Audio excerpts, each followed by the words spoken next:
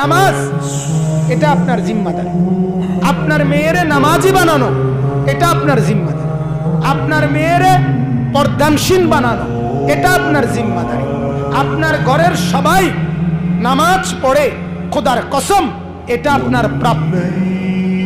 আপনার ঘরের ছেলে মেয়ে সবাই আল্লাহর কোরআন পড়ে, এটাই আপনার জীবনের পাওয়া। সোফা আর খাট পালং, বিল্ডিং আর দালান, ফার্নিচার আর গহনা, অলংকার আর সাজগোজ, এগুলো কিচ্ছু না।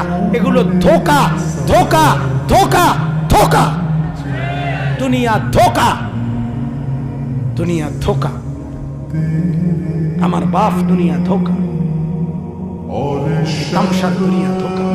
আল্লাহ বলছে এটা ধোঁকা। মাতাউল গুরুর, গুরুর এটা ধোঁকা। এই হাসে, এ কাঁদে, এই বলতেছে, হাসতেছে, ঘন্টা খানিক পরে বলে মাথা ব্যথা করে। এই দেখলাম সুস্থ মানুষ, ঘন্টা দুয়েক পরে ফেড়ে অসুখ। ঠিকই না বলেন না? এই সবল মানুষ গেল, একটু পরে অ্যাক্সিডেন্ট।